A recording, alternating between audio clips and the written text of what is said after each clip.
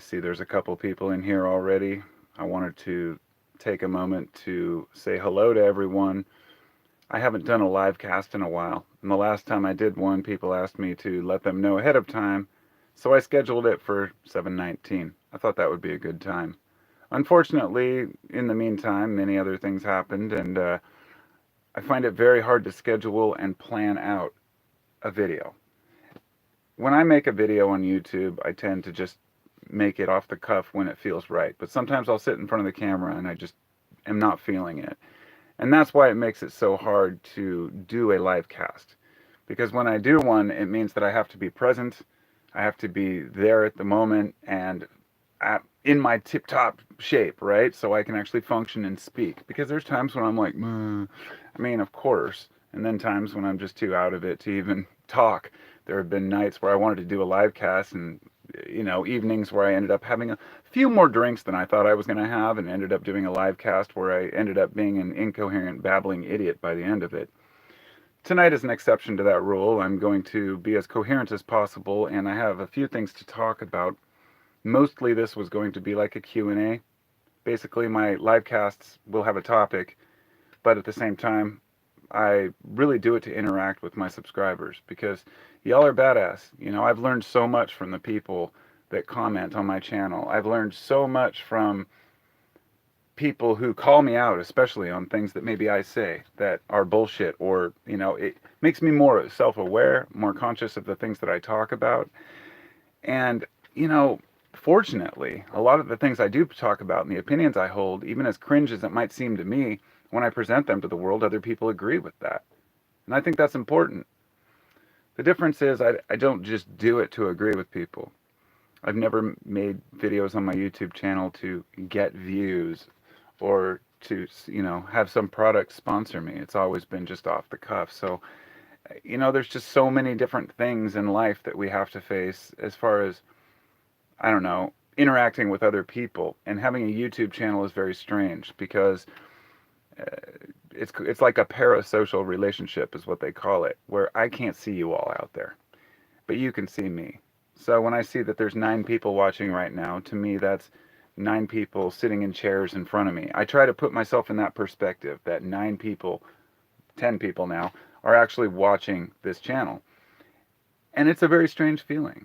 It puts me in an awkward position where I feel like I have to perform or put forth some facts. But I've just kept it real. Every year I want to upgrade my YouTube channel. I want to do something awesome. I want to start doing more editing on my videos. And then I see the latest videos and the latest trends, and I'm like, no, I'm not going to spend 4 weeks editing a video that, where the speech in it only took me like 20 minutes to make, edit in all these crazy pictures. And I'm going to be honest, most of the YouTube videos these days are cringe as hell, especially even the informative ones, the really good ones. It's just these stock videos. They mentioned something in the video about people on their phones, and it shows a group of people smiling on their... It's like this consistent, just repeated bullshit that we're constantly immersed in. And so I'm going to get to the artificial intelligence part because I think this ties in really well to this. The internet has become as fake as television ever was. So TV started out as really OG programming, and of course there was actors, but there was a time on, for example, YouTube in the early days where most of the videos were people like me doing this. Not even this. I mean, it was mostly just somebody posting a video of them skateboarding, or somebody who has something that they want to say or an opinion they have. And it gradually grew into longer and longer videos, and they allowed for longer videos. There was a time when you couldn't upload longer than a few minutes. So you get to the point where everything on YouTube is being drowned out by other things on YouTube. So what people do is they try to get your attention with the same catchy thumbnails. I mean, I've seen some of my favorite, even YouTube channels, posting ads for employees. Like, I want somebody to design thumbnails for me, or I want somebody to do video processing. Even to the extent of like one infamous channel, Jake Tran, who went from like nothing all the way up to this channel that had just millions of subscribers and all this content exposing all these different corrupt companies. But then he pawned it all out. He's selling out the storylines, and he didn't even do his own narrations. He found a guy that sounded just like him to do his narrations for him. It's a business. That's okay for him. And the point I'm getting at here, without rambling too long, is that YouTube is a business for some people. And for other people like me, it's an outlet. And so when we talk about creators, I'm not really a creator. I'm a philosopher that uses YouTube to express my thoughts. But to get back to the point, things were real at one point.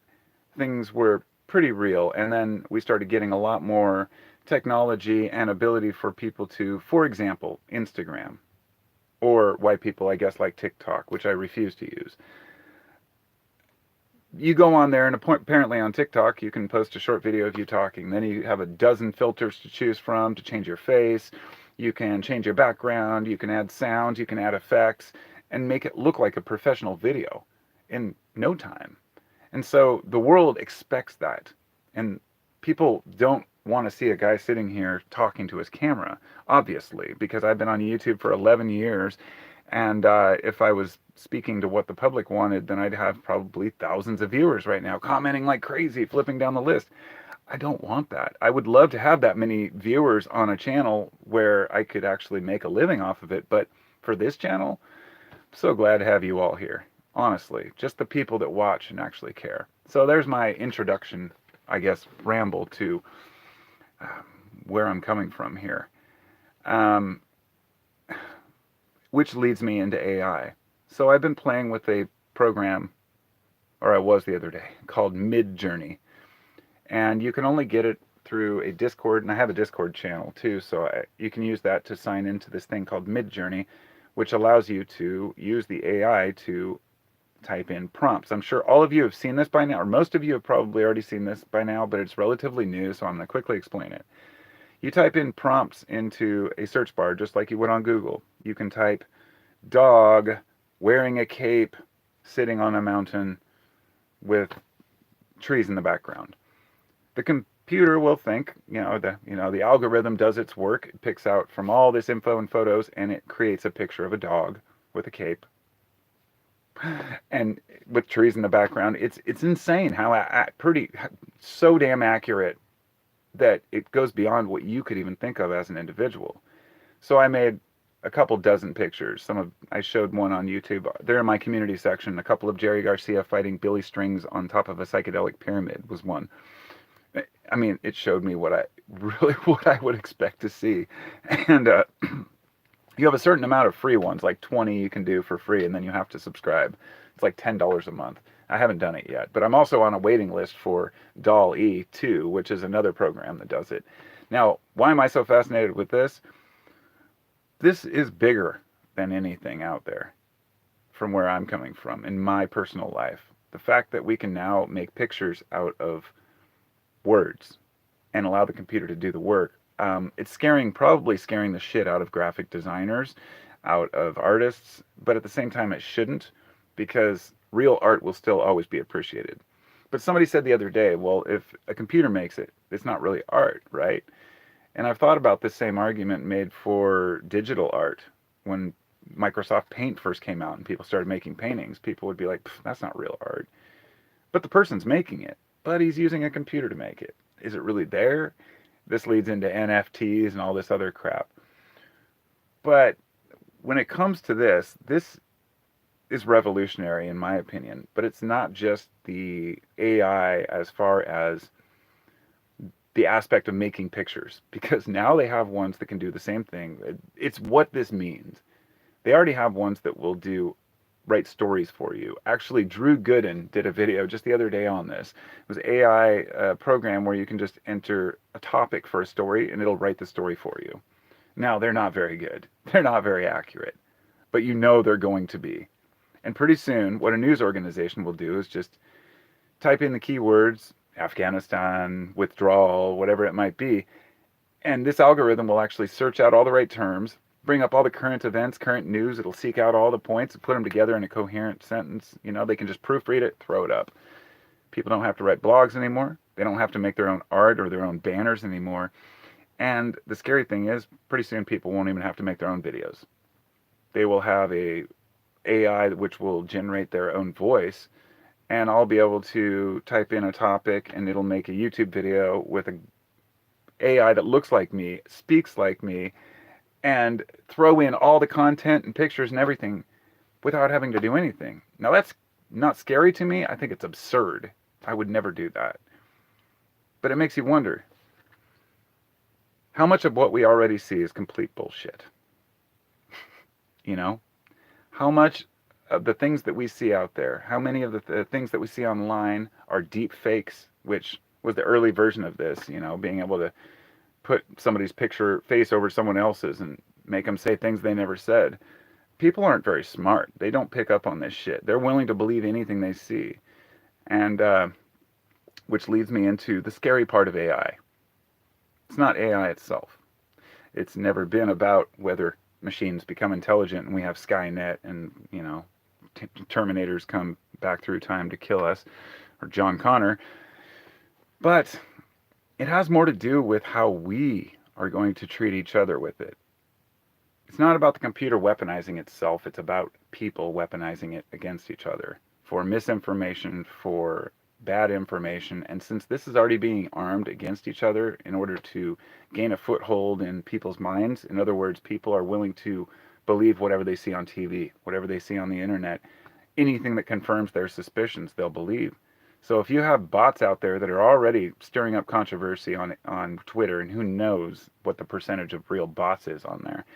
There are plenty of bots on YouTube. When I post a video about psychedelics, for example, once in a while, especially lately I made one, and within 2 minutes of posting that video, there was a comment on there from some random channel, right? And it's, you might have seen this on other videos, but it's any drug video. It says, Lil Swifty on Instagram has DMT, shrooms, mescaline, psilocybin, and it has a little finger pointing down to, they found a way to get around, of course, the spam aspect. Then there's other ones where you'll see a comment on something about money, and it'll be like, oh, well, I invested my money with Bob on Instagram in my crypto, and then there'll be like 10 comments below it. And these are all like loaded within like 2 minutes of the video being posted. It's like, oh, I checked him out. I've heard of that guy. And then it's like this fake conversation going on between people, but it's bots. And folks really answer these people, they think. And I've done it before. We all have. It's like when you answer a bot email or something, people might think they're real people, but they're not. It's not a real person. Even the fake phone calls that you get, the automated machines, we're in a really weird time. And I think it's scaring people. I really do. I think that people are starting to panic because we don't know what the future holds as far as what we can believe that we see and that we hear. In fact, it's even worse because our reality is already twisted. We don't even know what the fuck we know. I mean, we have no clue what is real and what's not. It's because of this reality paradigm that, your visual cortex, isn't even connected to your brain, and it's all nerve signals, and your brain translates it, and you see things different than other people. And some people have hallucinations and apophenia and pareidolia, where you see faces or you see patterns that aren't there. We're already confused, and we've spent generations, centuries trying to get to the point where we could have a coherent, functional society without all the distractions and confusion. So we created stories and ideas, and then you get into the Industrial Revolution, and it got all confusing. People went from just farming to having to have a job and work for someone else in a factory, and now those jobs are gone, so now people are back trying to find out what to do on their own. And God, I'm just rambling, aren't I? I have a lot on my mind, I guess. So what I'm going to do first here, before I continue, and since I should make this an actual subscriber, if people have any questions, of course, but I'm going to flip back through and I'm going to say hello to everybody. Reading the comments. Hello, Spanky. Hello, Andy. Hello, Destroyer. Hello, Old Hat Guy. What's up, my friend? Hello, Andy. He says, are we allowed to talk about herbs? Yeah, you can talk about herbs, of course. That's what lives are. Whoa. Looks like my shit's failing. Guess my light's dying. Spanky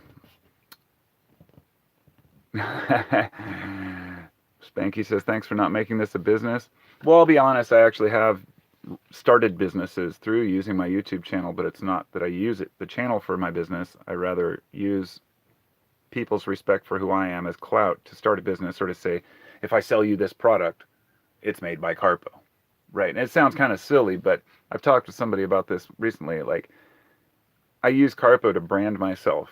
And I want to be known as a trustworthy person, but I also want to not sell myself out or sell myself short. But at the same time, I got to make money. So on YouTube, when I quit my carpentry business, I was kind of screwed and unemployed. My back was screwed up, so I started my kratom business, and that was YouTube really helped me out on that, or I should say, you all helped me out on that. All right, so moving on through the comments. Hello, Brad. He says, Scott here. You should speak your mind. Oh, that's what I do, my friend. We got Dion. I'm trying to read without my glasses. I'm 46, so I need reading glasses now. I didn't when I started the channel.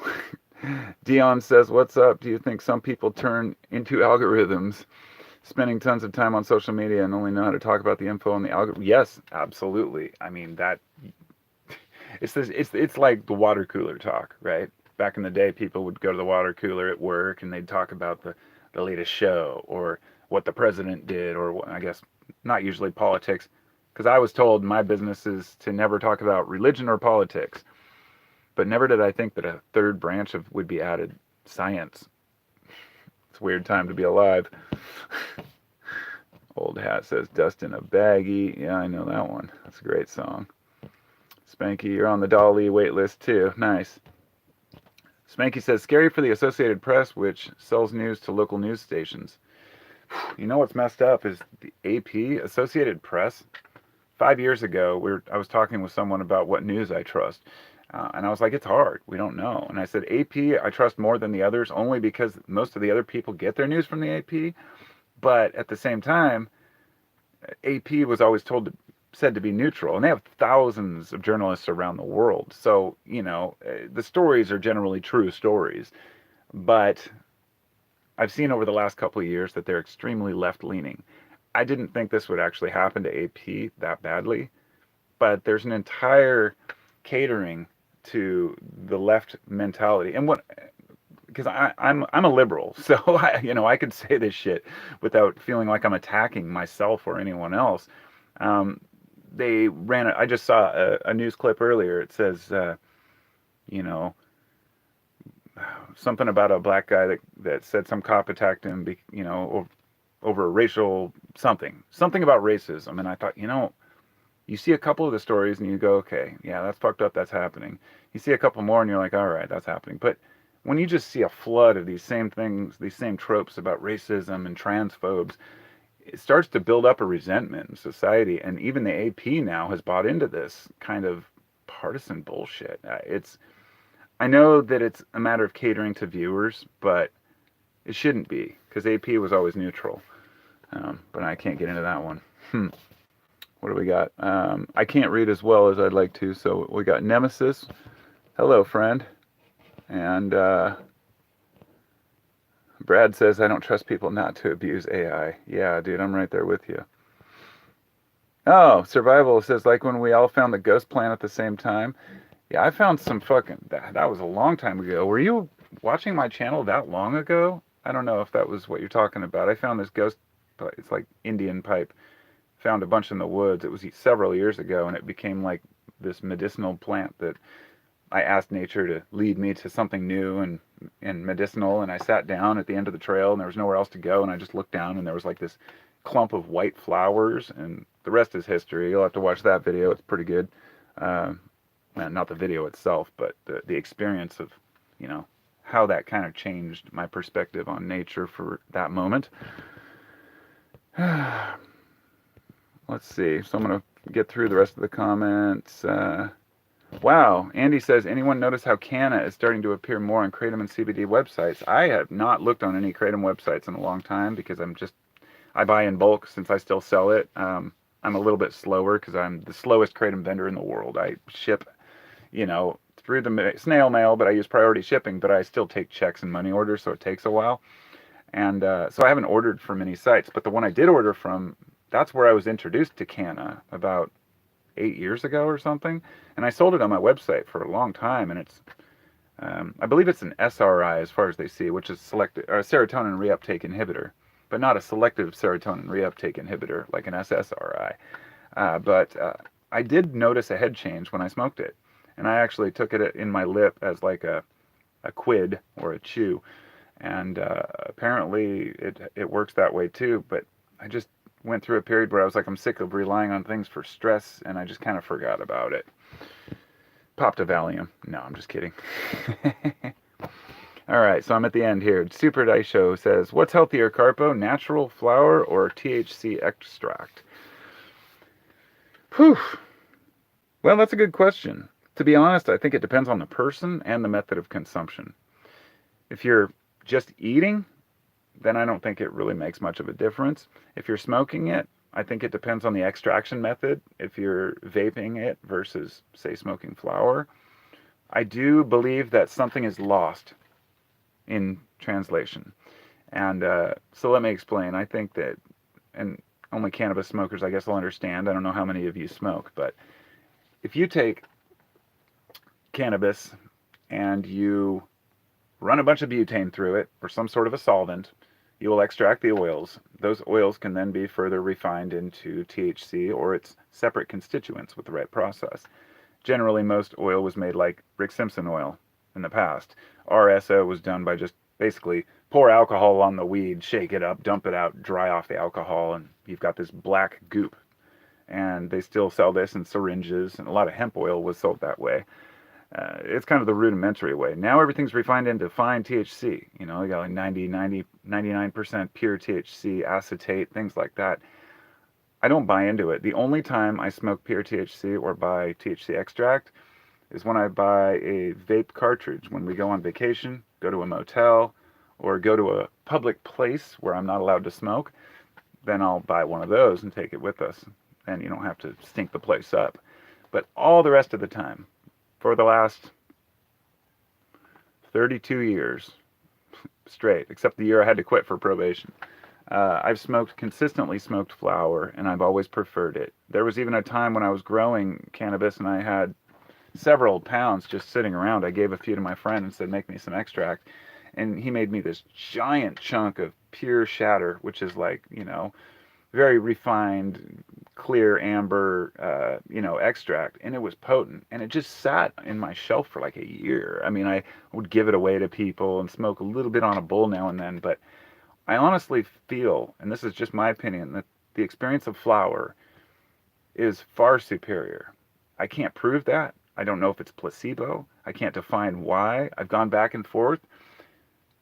Just on a final note here, if I smoke extract, it tends to take a little bit longer to hit me. It tends to be more mentally uplifting and stimulating, and then falls off, then it falls off and I feel tired. When I smoke cannabis, it's weird.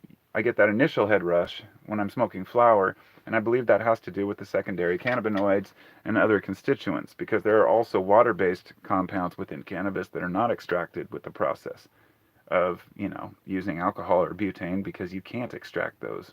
A lot of people use CO2. Some people try to back blend terpenes back into them to make most of the oils today. The terpenes are added back in, and I have a strong opinion and several videos talking about terpenes. Terpenes are the smell. So when you smell a clove, or you smell cannabis, or you smell mint, it's all terpenes that smell. And there's also isoterpenes. Or isomers, which are like terpenes that are where the molecule is reversed, and it has like stereoscopic, totally different smell.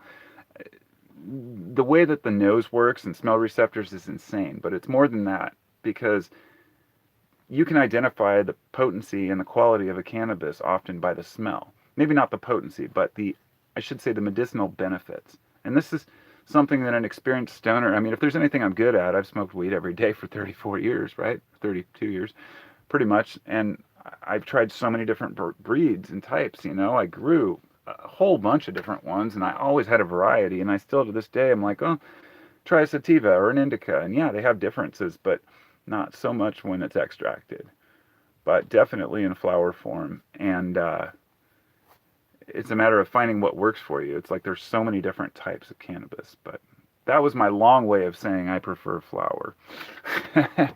And I've been smoking cannabis too long, probably, which maybe I'll bring just on a secondary note here. I've talked with a lot of folks about cannabis, and they say that people who have said they want to quit, or they feel like cannabis rules their life, because you can really use it as a crutch.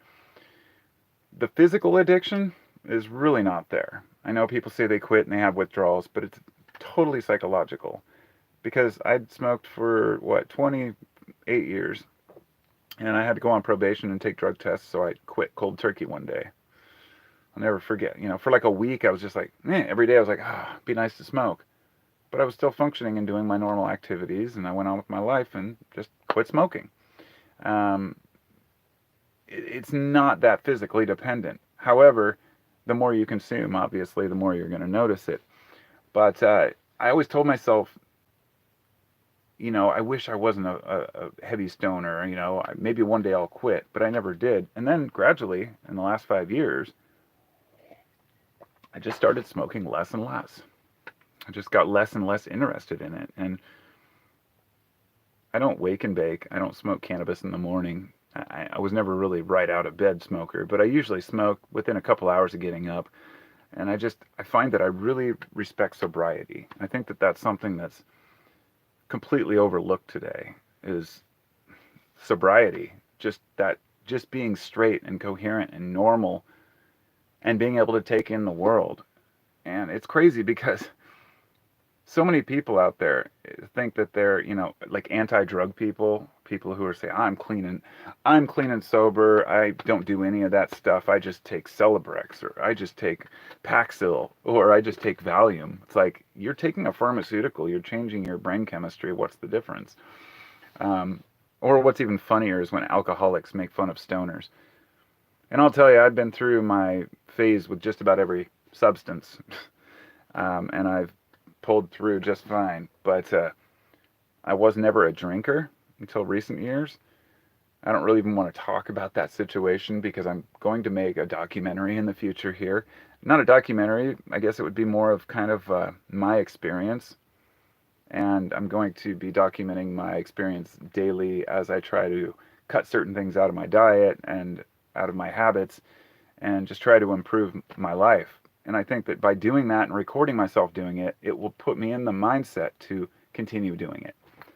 It's like when you say out loud, I'm going to do this, instead of just thinking it, It really does make an impact to manifest what you want to say. That's why people do chants. That's why churches use various, songs that we sing, the parables that we read, poetry and mantras in like the Middle East and in India. Mantras are a way for people to get their mind off of external things and focus on one thing. And what is your mantra? Finding a mantra, I guess, is probably important. Oh man, somebody donated $5. Who the hell did that? I didn't even see that on there. I'm gonna flip through so I can say thank you. Well, holy cow! I don't know where it is now. It doesn't say anything in there. But whoever donated $5, thank you. I appreciate that. I did put I finally have one of those thanks buttons on my channel for regular videos now, and somebody donated $5 the other day. I was like, thanks, that's fucking awesome. It's weird, back to what I was talking about at the beginning, my YouTube channel. I always hate asking for donations or money, so I rarely do it. I'll just mention Patreon, but I know people don't want to sign up for Patreon, I don't blame people. And that's maybe another weird part about the internet today, that me included, and all the rest of us, we just expect things for free. We get, at least I should speak for myself. I get frustrated if I go to a news site to read something and it says, oh, sorry, you have an ad blocker. Even if they want me to disable an ad blocker, I'm like, no. But if they want you to subscribe, I'm even like, fuck that, I ain't paying that much money each month for your news. And I think the problem is that if there was one good station, one good news channel out there that wasn't biased, I would probably pay good money for it. I really have realized, though, over time that there is no one source for information. There's no way to gather facts from one channel. And even some of these channels that, claim to be neutral, they're just not at all. I mean, they don't invite people on to have discussions about controversial topics unless that person is kind of a lapdog. Like, it reminds me of what's that show they used to have, Hannity and Cole, or Hannity and something. where they had the liberal guy on there, but he was just this like weenie guy that basically had bad arguments. It was a way for it was it was like the token liberal, right, to make conservatives look good.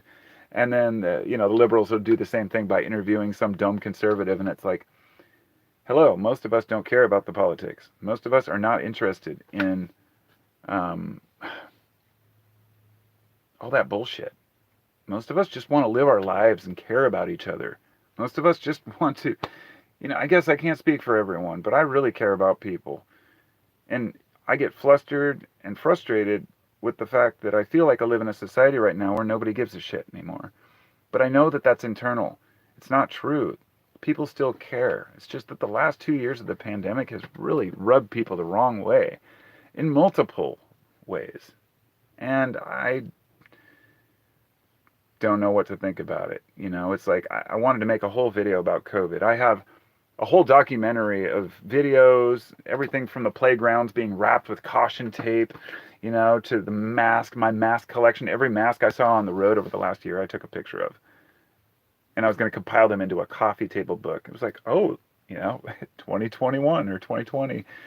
And I haven't done it yet because, the pandemic's not over. People are still actually worried about this. There's still people out there who are concerned that other people don't have the shot, and I'm just like, wow, this shit is like, I'm so done with this. I was so done with this a long time ago.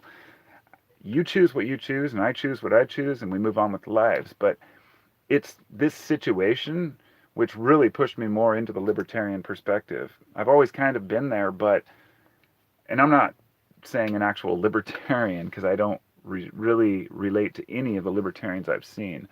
It would be more like a classical liberal. I believe in freedom, freedom of people, freedom of individuality, a free market, but also I don't believe in, the government giving corporate welfare and spending our taxes on stupid shit like wars that we're not interested in. And holy crap, who just donated that much? Somebody just donate $20? Holy crap. Well, whoever did that, you're amazing. I appreciate it so much. That's fucking awesome. Thank you so much. Wow. Well, what happened? Oh, I see. I can't see. Oh, live chat. That's what I can't see. Okay, I needed to change my chat settings so I could actually see the things. Okay, now we've got it. Now I can flip back and see. I wasn't getting any comments, and it was like I realized I had the wrong setting on. Sorry, I don't do this very much as far as the live cast, so it was Jackass Whiskey that gave me the $5. Thank you, my friend. He says, I replaced the scales on another scout knife yesterday and did not injure my back. Nice. I actually just restored my dad's, that my father had left me a knife that was from World War II that was his dad's knife. It was his battle knife, and it was a PAL RH-34 military knife. I think it was like it was a 6-inch blade, yeah. And I totally restored the handle and polished the blade, and I was pretty proud of myself. I'd like to do knife handles out of synthetic tortoise shell, because my brother was telling me about how they make this stuff to make guitar picks, and I've got to source the material, but I think making them out of wood would be good too. Sativa for pain, says Heart Retarded. No, I find the opposite. Sativas make me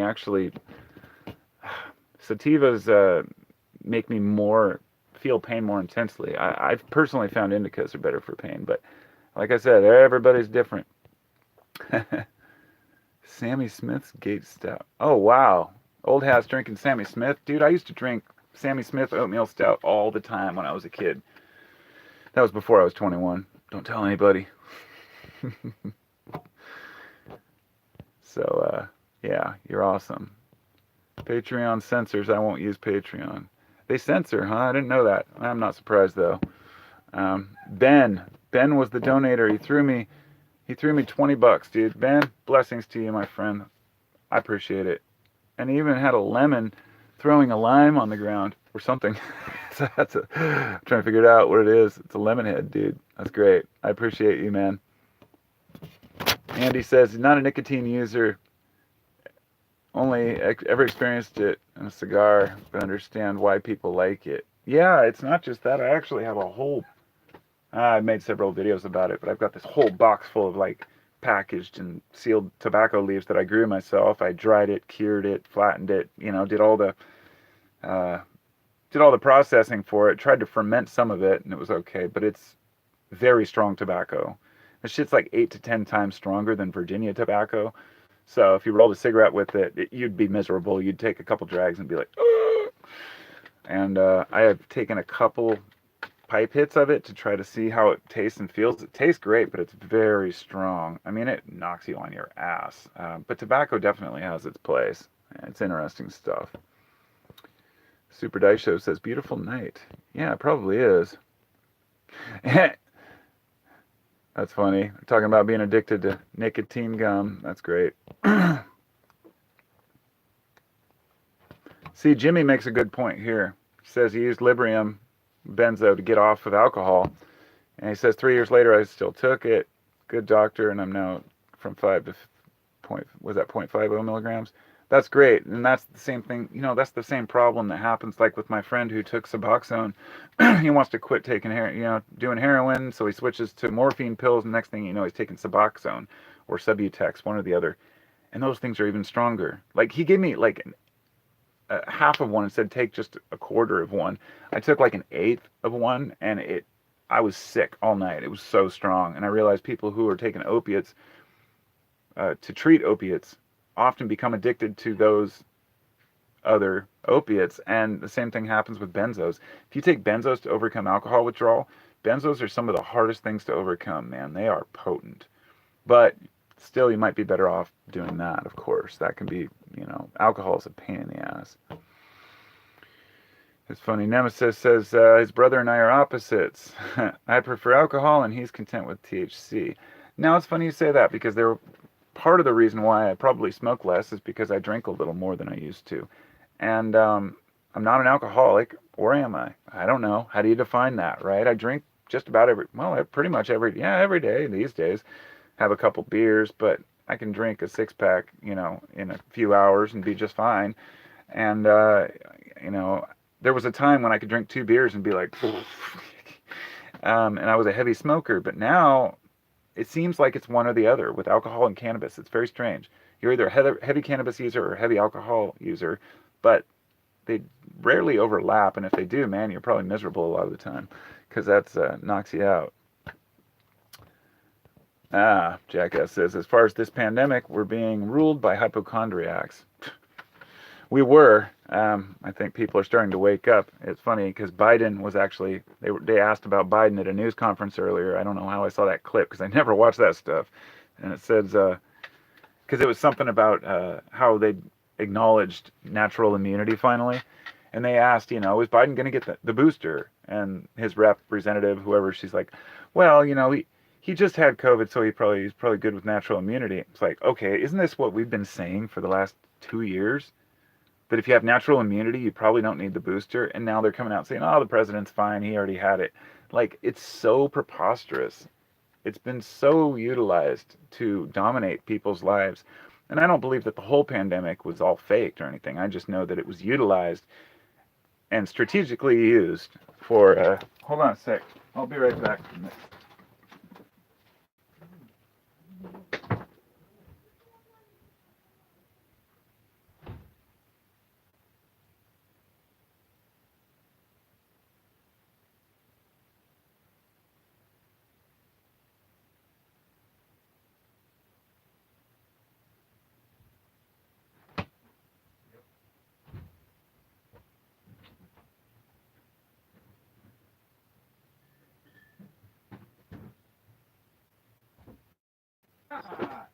Yep, that's right. And that, my friends, is the number one reason, or I should say maybe the number 2 reason why I don't do live casts very often. It might seem like my whole life is just the ability to make videos, especially back in the day when I was making several each day. And there have been times when I, have extra time, but my kids are, when they're gone at school, I'm doing other shit, and I usually am not motivated to make it. But I do live casts in the evening, and it's funny because both of my kids are in there, and I put a sign on the door that says making a podcast, and then my son just opens it and walks in while I was recording like a half hour. And I'm like, I got frustrated because I'm like, dude, there's a fucking sign on the door. But at the same time, he's my son. You know, I'm not going to be aggro. I'm like, well, I should be able to have that time, and he should know not to walk in right while I'm doing that, right while I'm making a video. But kids are kids, man. And they do what they do. That was my youngest son. He's like, oh, I thought you were done because the door was unlocked or something. But I think I hear my dog barking. I hate getting interrupted. It really throws me off. I'll just hope she's not barking at the neighbors. I'll go check on her in a minute. All right, so where are we at here? I was reading the rest. What does that say? Ralph says, I used to roll all my own, and then Kodiak, Copenhagen. Part 5 years later, Swedish snooze. Yeah, dude. Actually, it's funny because I've had my day with chewing tobacco, and I've actually also tried. You know, I had the gum. The gum was great for a while, but I never did the snooze. I'm gonna be right back. I promise. Like 30 seconds. My dog's being a nuisance.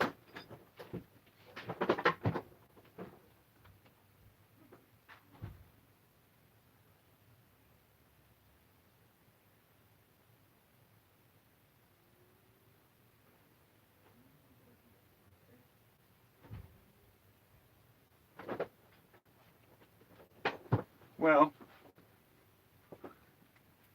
you get a glimpse of my life, see? My life.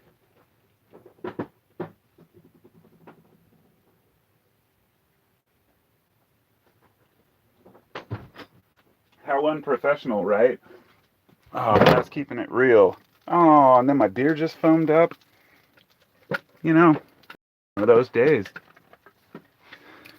But I don't have bad days. I'm going to tell you why. I've made it a point to never have a bad day. I might wake up and knock my bong off the shelf and trip and fall and hurt myself and not have my clothes that I want to wear or whatever it might be, all the stupid little trivial things. They don't bother me. I'll have moments of frustration and then it's just like gone. And these tools that I want to teach, like in past years, I used to make videos talking about these things a lot more.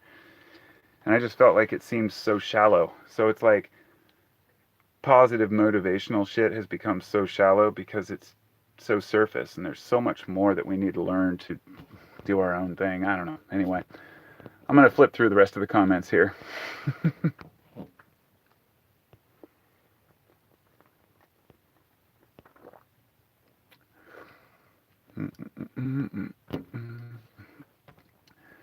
Andy's talking about the hypochondriacs. Yes. It's pretty sad. It is. People who are afraid of everything and the folks who really think that they're in danger constantly. And I'll tell you why. Because stress will kill you faster than anything, including COVID at this point. If you're still worried about this, like weakened virus, and say you're under 40 and you have no issues with comorbidities, like just forget about it.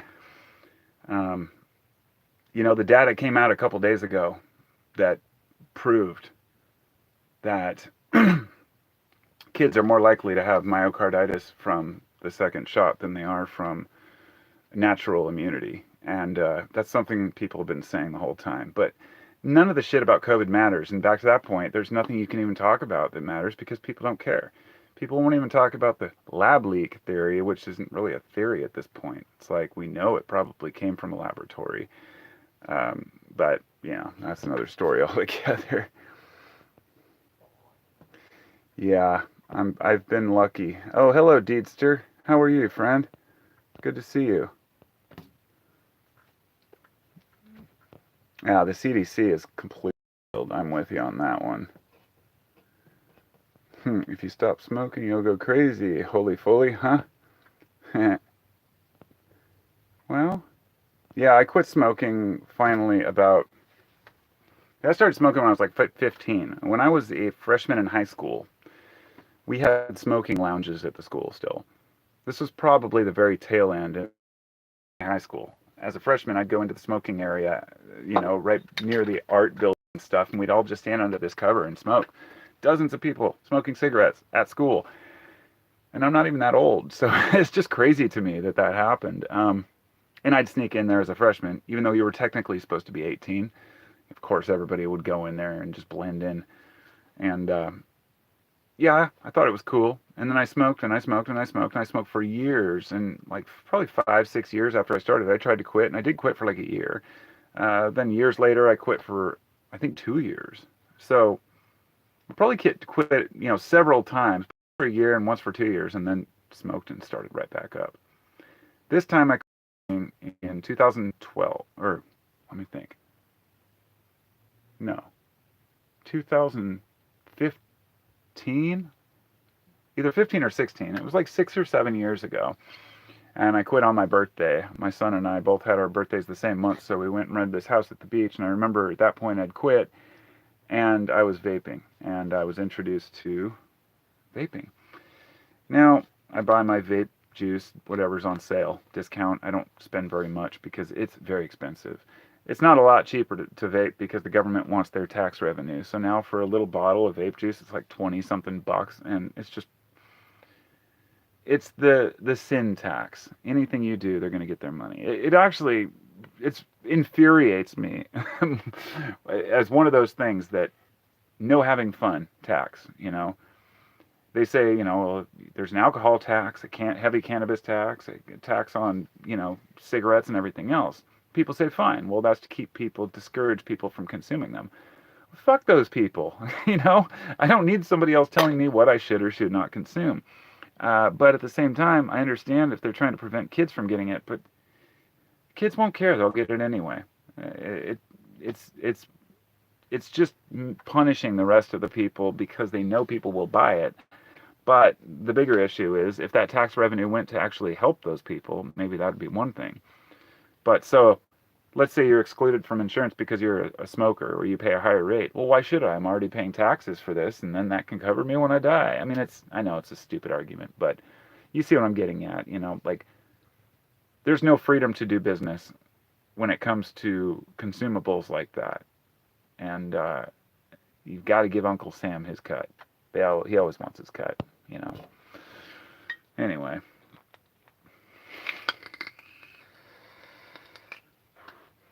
Yep. Legalize it all, says Deedster. I'm kind of with you on that one. Jackass says, I was disappointed in some creators I followed who did not question authority. They just parroted the government like Scott Adams and disappointed most. I don't know Scott Adams, but I know where you're coming from. And let me just say that this is a tricky one. During the pandemic, people were speaking what they thought was the truth. Some people, I would say quite a few of them, especially a lot of YouTubers and other vloggers, bloggers, whatever, they knew what they were doing by pandering to one side or the other. In other words, if somebody said something about vaccines that was positive, then they come to the rescue to support that point. And if they said something bad, then they talk about how horrible it is. And we got tied up in this black and white mentality. And it's stupid. It really is. So I mentioned earlier to someone, it's like, I still support the shot for elderly people or those with comorbidities or even people who are maybe severely overweight, whatever it might be. If you think you're at risk for a severe respiratory illness, then yes, the shot might be the thing to keep you from having it worse down the line. But there is evidence to show that if you do catch it soon after you got the shot, or if you take the shot soon after you already had it, then the conditions can be much worse, the side effects and symptoms. And my concern is heart damage, because the virus itself can cause myocarditis and heart damage. And but there's there's a good evidence pointing to the fact that if the shot is done improperly or given not intramuscularly, but it hits a blood vessel, it can go to the heart and then do heart damage, which you won't notice until down the line. So when they talk about the actual deaths as a side effect, those are probably much lower than they would be if you looked at it, say, 5 or 10 years from now. So all the people who are out there screaming that you just wait and everybody's going to start getting sick, no, I don't believe that everyone's just going to, that it's a worldwide plan of domination to kill everyone at all. I think it's a profit motive. I think a virus happened, people overreacted, and there's money to be made. So our tax dollars paid these companies to make this serum, then they charged our government for it again, and on down the profit ladder. But my biggest issue was the lockdowns. It pissed me off. You know, in Pennsylvania, I looked up the statistics on this. In Pennsylvania alone, there were 20,000 kids on average in a year who would be held back a grade. That is a lot. Sounds like a lot. But after the pandemic, that rose to 46,000. And this is consistent throughout the U.S. In those places, it almost doubled or over doubled the amount of kids that were held back a year because they didn't learn enough, because they had to do remote learning and learn from home. If the CDC or any of these three-letter bullshit organizations would just come out and finally admit that lockdowns were a bad idea and that they actually did more harm than good, which is all we really want to hear, then I think people would feel, those of us who know it was bullshit, would feel a little better. But they won't do that because the people who followed the rules would feel like they were lied to and cheated. So in other words, half the population already thinks that the CDC is full of shit. The half that still believe them, they don't want to lose them, so you stick with it. In other words, the science doesn't change. There's two different sciences. There's the process of science, and then there's the science that people want you to believe. And it's funny how many times I've been called an anti-vaxxer, or that I believe liberal or conservative conspiracies, stuff like that, because people just don't understand that you're just a conscious consumer. You're aware. If somebody tells me to put something in my body through a needle, you better damn well believe I'm going to research that. Sure, I'd love to believe that the experts know what they're talking about, but when something's brand new, I just can't. And I'm shocked, utterly shocked, that so many people who formerly had been suspicious of the pharmaceutical industry were just all of a sudden, head over heels for give me another one, because it became a political point. It became more about that. It became virtue signaling. And medicine should never, ever be virtue signaling. I mean, it's bad. It was bad. And hopefully we can get past this. I really do. I hope we can move past it as a society and not let this kind of shit divide us. But I think it's good. In fact, everything that's happened in the last, say, 6 years since Trump went into office, I think is great. I think in retrospect, looking at it now, 6 years later, it had to happen. It's kind of like when you have to knock down an old building to build a new one. As I mentioned earlier, I don't believe in knocking down the whole government to build a new one. But I do believe in improving what we already have for future generations and doing something to improve the lives of the people without just making it about left and right politics. So many people buy into this crap, and I just don't get it. Oh, Dee just gave me $10, and I really appreciate it. Thank you so much, sir. That's very kind of you. You guys are awesome, dude. You guys are awesome. Robin said, or was it say? Oh wait, Ralph says time pressure is important for productivity. That's true. A remodel of sorts. Thank you. That's a good point. Yeah, it is a remodel, but it's one that, in order to, let's put it this way, I work in construction, so it's like opening up a can of worms when you tear off the sheetrock in a house.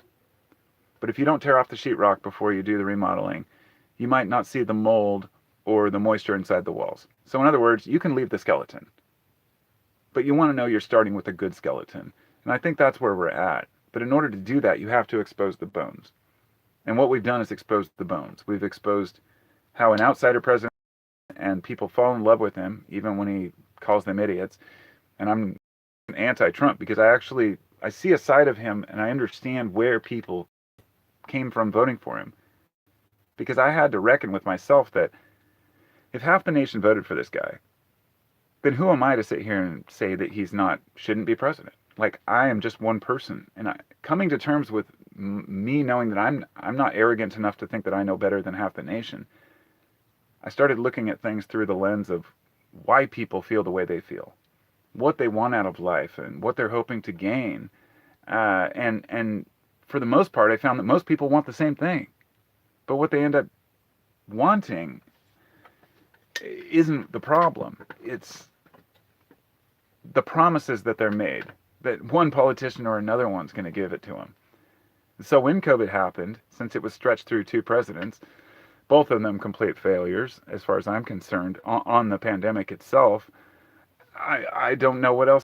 I'm just like, okay, we've seen that the government can't protect people.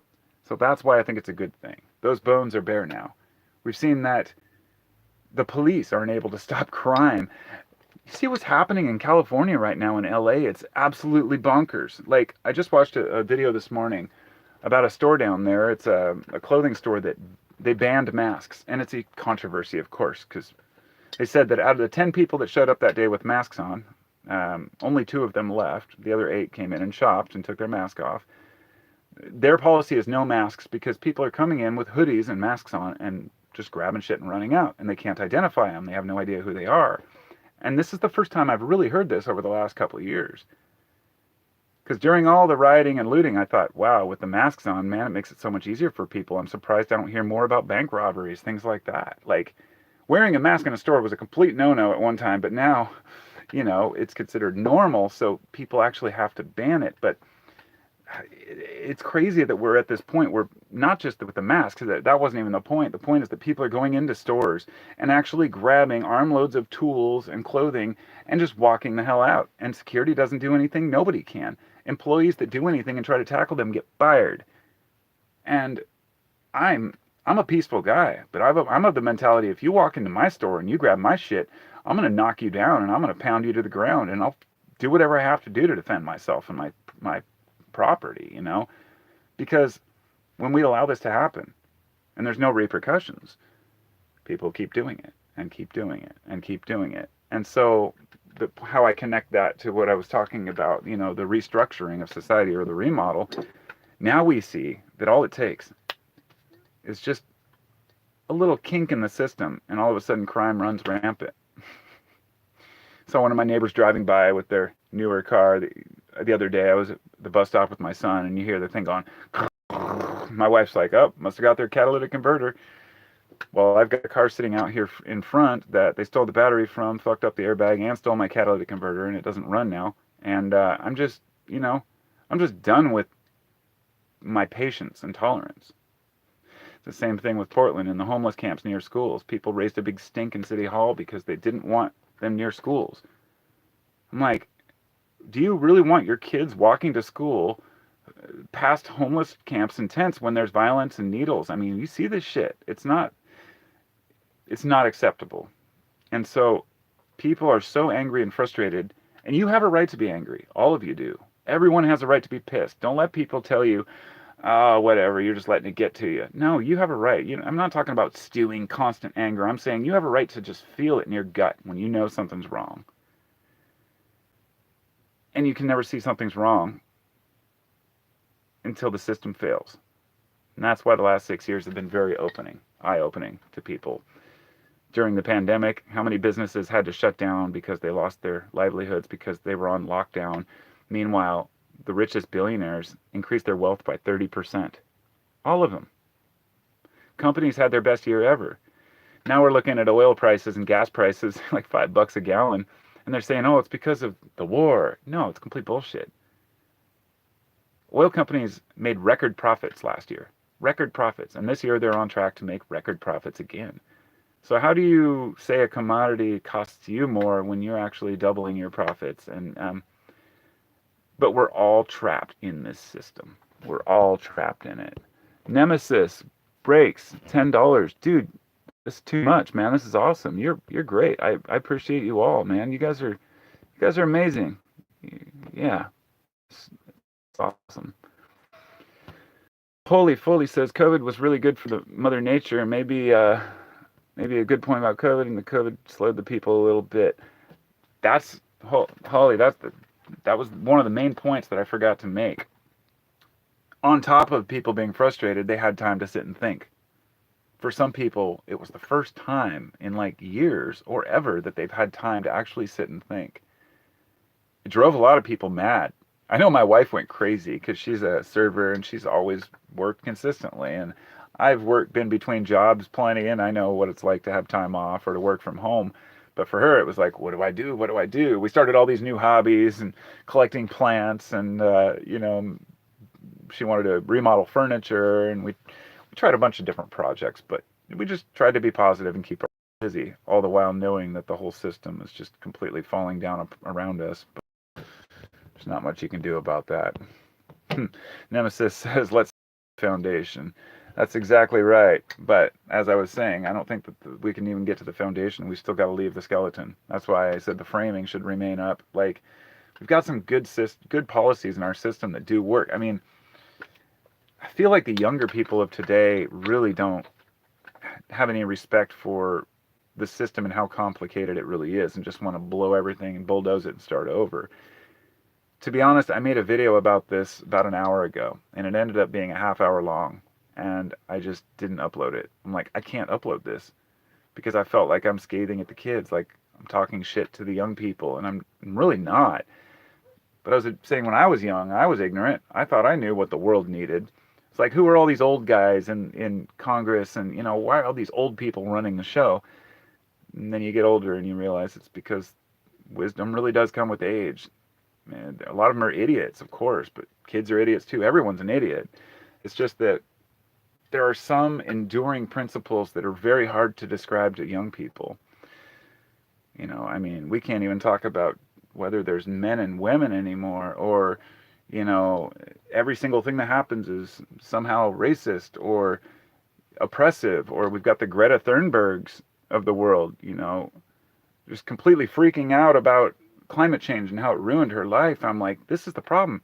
Some of these issues, yes, they need to be addressed, but my God, when you're young, be young.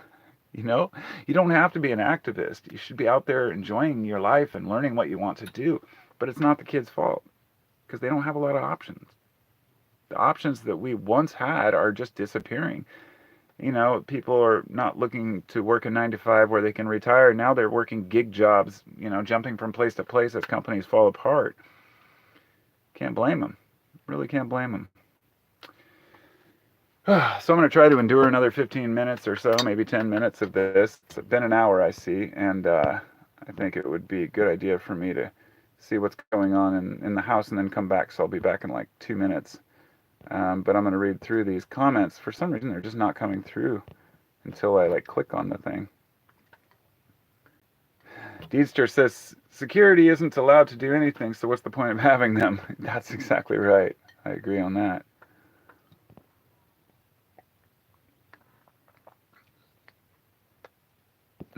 Yep. As Chris says, security can call the police, but they're not under obligation to protect you, and that is true. And actually, even if the cops come, this is the big issue. If somebody does go to jail for theft, they're out the same day. There's no repercussions because there's not enough jail space, and it's very complicated, and there's no real easy solution. I mean, I've analyzed this to death. Okay, so you send them to jail for longer. Is that going to help? I don't know. It's like sending people to jail for drugs. I mean, they'll just get out and do it again, but we don't have the prison space, nor do we want to pay our tax dollars to put people in prison. My solution is not to put people in jail necessarily for longer for, like, say, shoplifting or stealing, but to rather empower the owners of these shops to take more action against them. And that means it would be up to you to protect your own business. Kind of like the Wild West, I guess, but that would be the best way to discourage it, is to take it in your own hands. That's dangerous, but you can't rely on the cops to do it for you, Oh, yeah, Deedster says, huge PPP loans forgiven too, which some Congress, yeah, dude, it's disgusting. Even Harvard took like millions of dollars and they have a what do they call it? A coffer. They're a I can't remember what they call it. An endowment of 50, like 50. Couldn't be 50 billion, could it? No, it's $50 million. I know it's 1,000 times different. I don't remember the number. They got a huge amount of money though. Let's just put it that way, and they're still taking those loans, and yeah, it's fucked up. Okay. I'm an optimist too, old man. Jackass whiskey and pinto beans. Um, yeah, I'm with you. Myself included.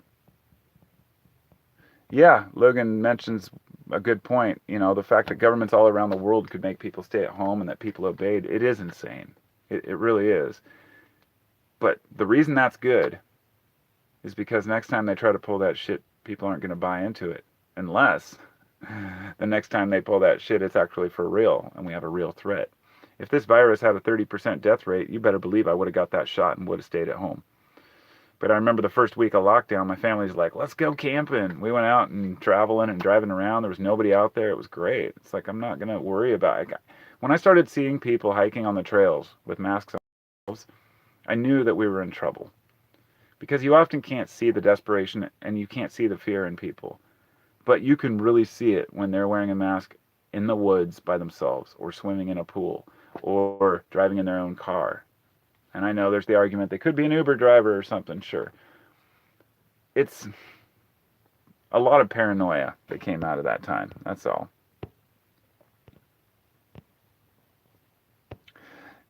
Gas station encounters humiliates the thieves. Okay, that's pretty funny actually.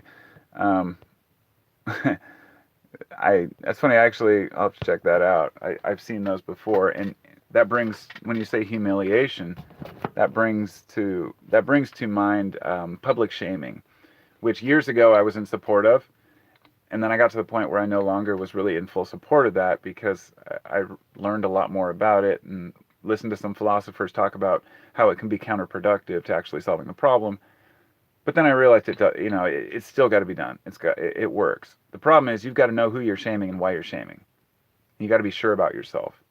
There have been too many cases of mistaken misunderstandings with people, assuming a person said something that was racist or hateful, calling them out on it, getting them canceled or deleted, or destroying their lives or making them lose their job or something over something that was very trivial.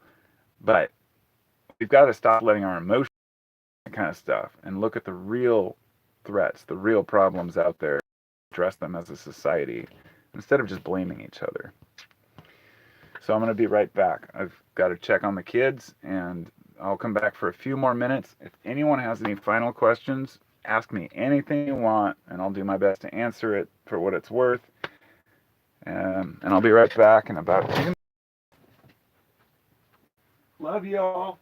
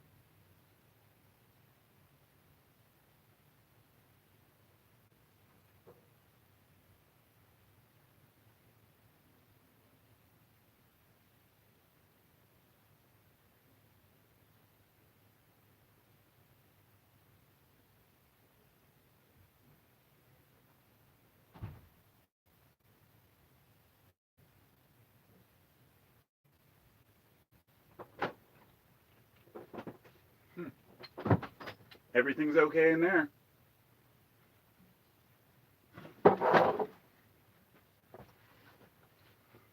At least I think it is.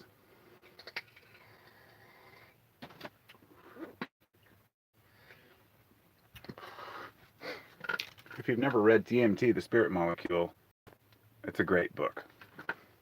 Just a side note, it was just sitting there. I found I don't read as many books as I used to, naturally, but I still do a lot of reading. I still read blog posts and media and try to get into that old format. I try to avoid, cut and paste copied videos and jump cuts, and I just like to see things raw in their form of the way a person meant them to be. And in my mind, I'm kind of old school. I really try to just remain grounded in what I know to be true. And I know that this world has a lot of craziness to offer. I also know we all live in our little illusions and our bubbles. And I also know that those bubbles have been broken over the past decade with the internet. No longer can you just hide in your church or in your town or your home. You're on the computer, you're seeing other people and their opinions too. And for a lot of folks, that's hard to handle. Looking back on my early days on the internet, on YouTube, I got trolled a lot. I talked about a lot of controversial topics, especially including, but not limited to, many things about religion and the occult, because I was very into, kind of mystical things back then. I attracted a group of self-professed Jesus lovers, I guess. I mean, some of these guys were like really obsessive, but one guy in particular who kind of trolled me for like a year on YouTube, and we'd make videos back and forth to each other. Like, he made a lot talking shit about me and other people. Of course, that was his thing. I won't get into the details because then I'll give away who he was, but he disappeared eventually. When I not just ceased to engage, but actually emailed him an olive branch. Not literally, obviously, but I said, hey man, I'm sorry if you feel this way, shake hands and move on. And people can't handle that. And over the years, this is how I've dealt with trolls and haters on YouTube. If somebody says something horrible, obviously trying to get a reaction, instead of ignoring them, I give them a reaction. I give them a reaction that makes them look dumb, or maybe it makes me look dumb, depending on, what it says. But in the end, after they respond, I'll generally say, look, man, you probably misunderstood where I was coming from, and offer a hand. And you'd be surprised how many people that I've met on YouTube that I've made friends with that have ended up being subscribers for years. And even my subscribers these days, we disagree on topics, and that's okay. And I'm not here to make fun of people or humiliate anyone. That's why, even talking about the pandemic, you bring up vaccines and people assume that you're anti-vaxxer or you're a pro-vaxxer. You bring up politics, people are like, are you a Trump supporter? Are you a Biden supporter? It's like, no, man, I'm just a human. I'm a human supporter. I care about people, not so much politics. But in people's minds, that seems to be what's important. So, where are we at here? Come on.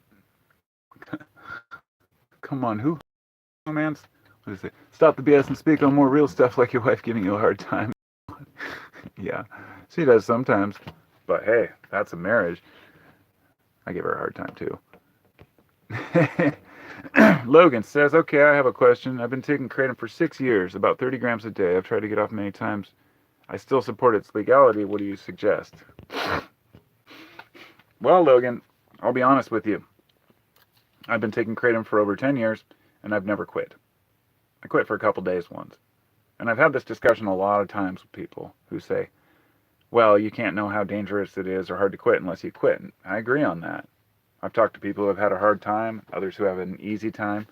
Those people that have said they're successful have tapered, basically cutting, 10% a day. I mean, it doesn't take that long, but taking 30, maybe go to 25 and move down.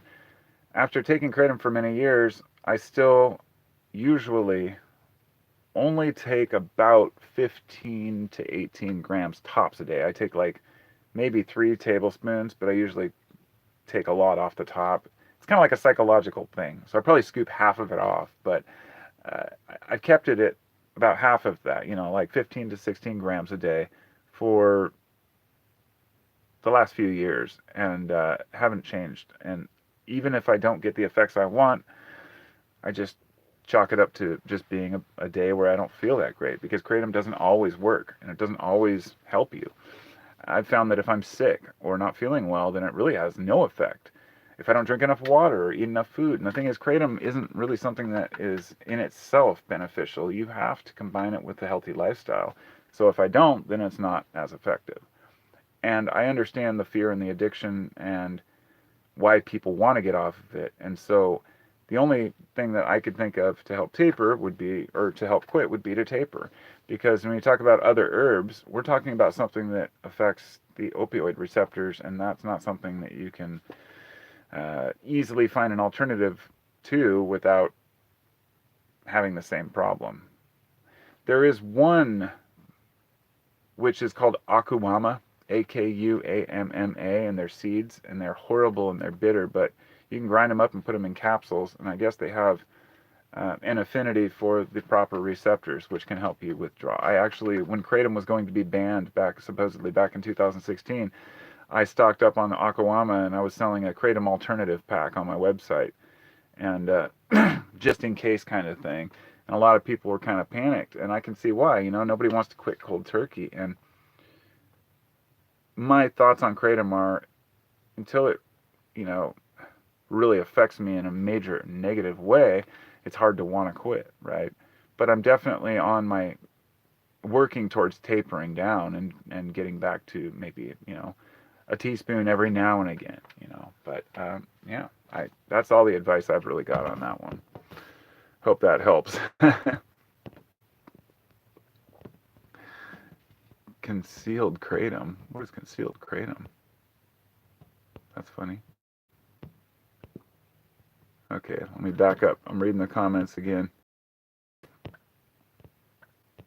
Oh yeah, plain leaf. Yeah, I actually, the guy I ordered my kratom from, Ethan, he sells these alkaloid extracts. He sells like a 70% and a 9% extract, which is the Mitrogena Gold something. This shit is not cheap. This is like 50 bucks a gram for this stuff. It's crazy. I could never afford that, and I wouldn't want to. You'd be better off just buying opiates at that point. I mean, it's so expensive. But my vendor, since I was buying all of my crate from him for a long time, and I was, as a vendor myself, I was buying a lot. I spent thousands with him. So I asked him for a couple samples, and he'd send me free samples of various products. And one time they sent me a couple grams of that white extract, really good shit. And I did some experimenting with it, mixed it with some QandA extract, and that shit can be very strong. There's one called Isolate, ISOL-8 that he sold, and that stuff was pretty strong too. And usually, if you're gonna take an extract, I only take it like once a week and mix it with plain leaf and take a tiny amount. But yeah, that will throw your tolerance off the charts, and it's not even as beneficial as leaf. And that takes me back to the earlier part of the discussion we were having about cannabis. When I said that's why I prefer flower over THC extracts, I feel the exact same way about kratom. The natural plant is always better. There's a symbiotic relationship between the various plants, but also there's a relationship between the compounds and the alkaloids and the cannabinoids within plants. And I guess only experiment can tell. So, yeah. Read the rest of these before I go.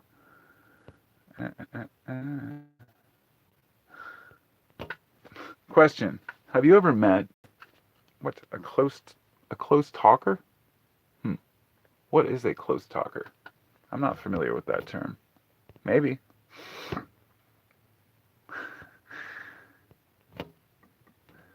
Heroin.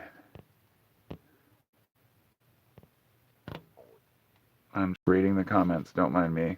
This looks like I'm staring into it. Security for the Grateful Dead. Shit, yeah, that was a crazy time. Yeah, for those reading that, the Hells Angels did security for the Grateful Dead, and the show was a disaster. The Hells Angels ended up killing some guy because they got in an argument with them, and yeah, it was just bad all around. That didn't work out very well, but anyway, So yeah, I guess that's about all I've got for today. I've got to head out. I've got to go in there and make dinner for the kids, and then we're gonna watch Stranger Things because I canceled Netflix months ago, and we just signed up for it just to watch Stranger Things again with the kids because it's the only way to convince them to watch a show with us. And my oldest son, who's 12, well, my middle son, he's frustrated because we won't let him watch it by himself. It's like, I just want to watch it. It's like, no, we will not binge watch in this house. You will watch it with us. Anyway, I think that's all I got for now. And thank you all.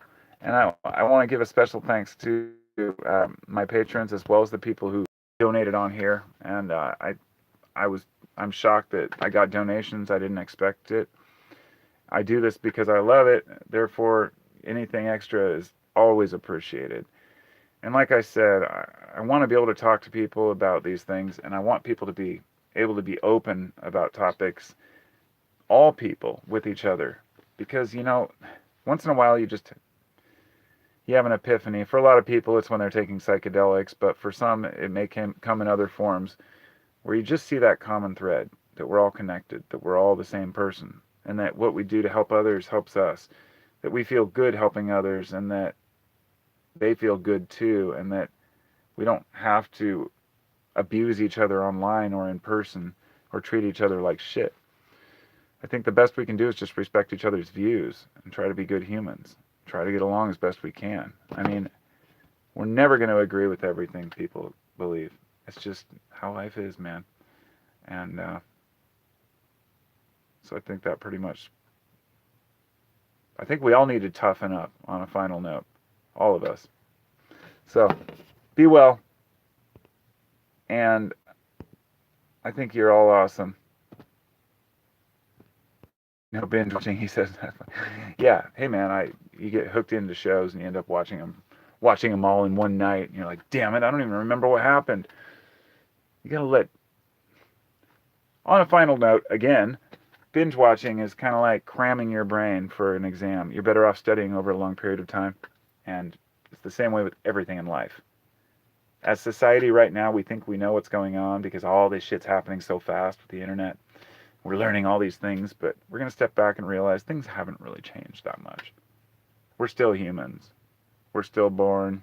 We still die. We still got to face our fears one way or another and deal with our shortcomings. So damn it, do it well. Peace out, peeps. I'll see you later. Much love.